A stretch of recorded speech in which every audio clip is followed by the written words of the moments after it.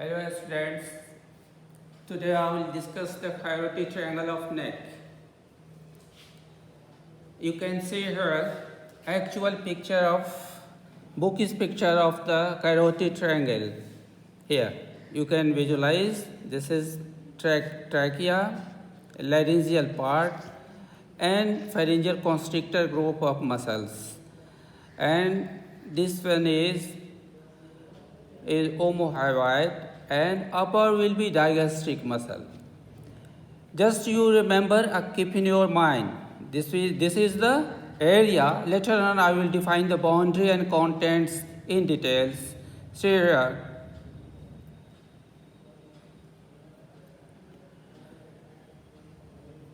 Come over here. In very simple sketch, I can demonstrate you in details of the Coyote triangle and its boundary, content and floor. You can very easily observe. It will be very easy for you. So please just see, just observe these pictures. Here I will discuss in details when I will teach you about the content of the carotid triangle. See, this is common carotid artery. Just you remember, internal jugular vein, blue strip, and different cranial nerves here emerging. Elois strip. This is cranial nerves, and common carotid artery divides into external carotid and internal carotid artery with its branches. You can see here with its branches. Let's come over the simple sketch of this region. Just come here. This carotid triangle is a part of anterior triangle of the neck. Later on I have discussed about the posterior triangle of neck. Thus you can visualize here trapezius muscle, clavicle with two ends of external and clavicular end of your sternocleidomastoid muscle. So here anterior border of anterocleidomastoid muscle, posterior belly of digastric muscle, just above here. This is hyoid bone with greater cornu and hook. You can see here the anterior end of posterior belly of digastric muscle. Through a hook it emerges right opposite side, and here lower limit is the upper limit of this triangle. This is posterior limit of carotid triangle, and anterior-inferior boundary is by the superior belly of omohyoid muscle. This is superior belly of omohyoid. This is hyoid bone. You can see here hyoid bone. This is superior belly of omohyoid, posterior belly of digastric, and anterior border of your sternocleidomastoid muscle. It forms the boundary carotid triangle. Why it is named so? Why carotid? Because it contains a very vital organ, that is common carotid artery, which divides into two divisions, its important divisions: internal carotid and external carotid artery. And external carotid artery here. Internal carotid artery enters the brain with its three divisions, it's like the brain matter.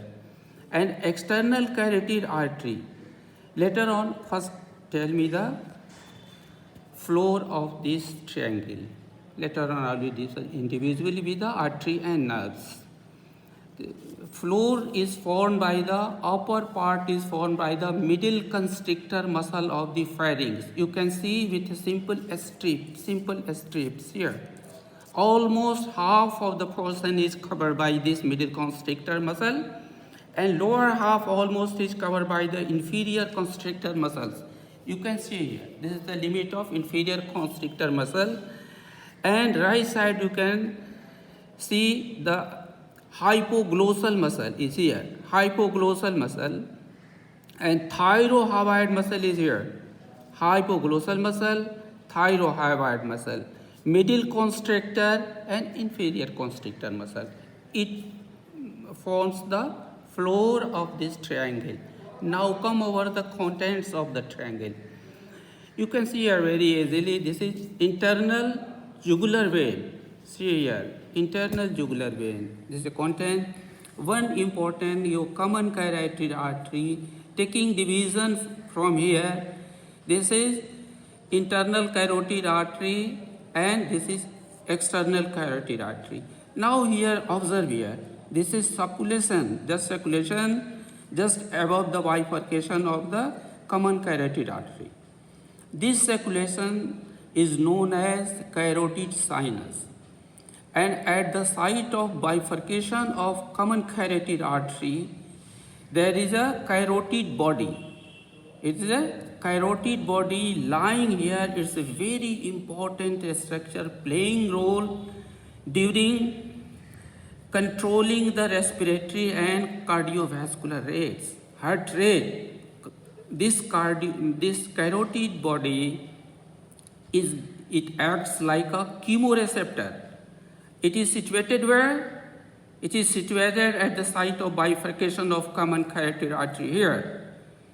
And it monitors blood pH, especially PCO2 and SpO2. Through this, it helps or modulates the cardiovascular and respiratory function. So, come to the branches of your external carotid artery. Just see this number one branch, second branch, third branch, fourth branch, and fifth branch. First branch is your ascending pharyngeal branch artery. Second one is, you can see here, second one is superior thyroid artery. Third one is, see here, lingual. This is lingual artery. And fourth one is facial artery. This is facial artery. And fifth one is, see here, occipital artery.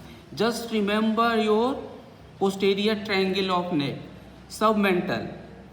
You can visualize there also this artery. It comes from where? It comes from the carotid artery branch of external carotid artery. So now come over your three important cranial nerves here along with ansa cervicalis. The very important structure are the contents of this triangle. First cranial nerve, important, very important, is your vagus nerve. Your vagus nerve, see here, three cranial nerves arising, descending in this region in between the internal carotid and internal jugular vein. And this long, your vagus nerve descends down first in between the internal jugular vein and internal carotid artery. Then it descends in between the internal jugular vein and common carotid artery and receives this tributaries. See here, one cranial nerve, 10th vagus cranial nerve. Here one cranial nerve is hypoglossal nerve, and next third cranial nerve is your accessory nerve. You can see here which is branches. From where it goes, vagus nerve, very important here. You can see here vagus nerve descending throughout this triangle, and vagus nerve gives here branches. Two important branches. First branch is of the vagus nerve, which is content of this triangle. It gives two important branch, pharyngeal branch and superior laryngeal branch. Pharyngeal branch here, pharyngeal branch, and your superior laryngeal branch. Superior laryngeal branch again divides into two branches, external laryngeal and internal laryngeal. Remember one thing here. Your laryngeal branch, external laryngeal is motor in nature and internal laryngeal is sensory in nature. So, for the supply of its target organ, which is laryngeal mucosa, inner mucosa of the larynx, it penetrates and reaches the inner surface of the larynx where it supplies the laryngeal mucosa. It is sensory here. But motor part again supplies two muscles. One muscle is cricothyroid and second one is inferior constrictor muscle. So, along with these structures, few lymph nodes Abundant lymph nodes you can find both in anterior and posterior triangle of the neck. It is a very vital area. One assignment and question for you students. This is all about, not in very details. In very short, I summarize my lecture around your carotid triangle of the neck, floor and its contents, vein, important artery, important cranial nerves, along with the accessory comes here to supply all emerges and reaches to the target organ. Few lymph nodes are present all over scattered in this region. They act as sentinel centers. One assignment question for you. For any teaching, regional teaching or particular organ or area, one question will be asked from you, to you, by the examiner. How to put the incision for the expose, how can you expose that region? The next question will be how you can put the incision. So you have to answer us for any reason, whether cubital fossa or anterior triangle or posterior triangle or pit or axilla. How to expose that region and how can put your incision. Okay, best of luck.